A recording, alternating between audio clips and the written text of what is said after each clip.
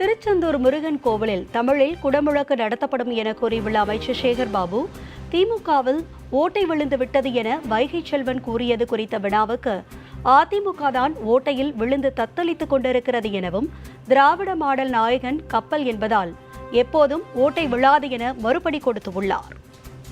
இந்த ஆட்சி ஏற்பட்ட பிறகுதான் நம்முடைய பழனியிலே அது குறித்த வழக்கு நீதிமன்றத்துக்கு சென்றது. தமிழிலும் குடமுழுக்கு நடத்தப்படும் என்று தமிழிலே குடமுழுக்கை நடத்தினோம்.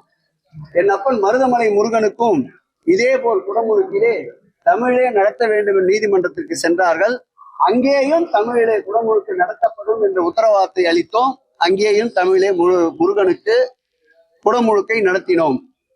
இன்னார் சொல்லிதான் நாங்கள் நடத்த வேண்டும் என்பது அல்ல, நடைபெறப் போகின்ற ஒன்றை நாங்கள் ஆர்ப்பாட்டம் முற்றுகை என்ற பிறகுதான் இது நடந்ததாக கூறுவதற்காக தானாக கணிகின்ற கங்கையும் எங்களுடைய மந்திர சொற்களால் தான் கனிந்தது என்று சொல்வதை போல இருக்கின்றது.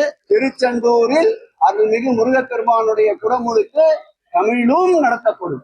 அவருடைய படகுதான் தத்தளித்துக் கொண்டிருக்கின்றது. கலங்கரை விளக்கே தெரியாத பயணித்துக் கொண்டிருக்கின்றவர்கள் கட்டுமஸ்தான உறுதியான உறுதிமிக்க இந்த கப்பலிலே எந்த காலம் ஓட்ட விடாது. எந்த சூழ்நிலை இருந்தாலும் கடல் அன்னை முரணாக இருந்தாலும் கூட கரைக்கு கொண்டு சேர்க்கின்ற உறுதிமிக்க தலைமை மாண்புமிகு தமிழக முதல்வருடைய தலைமை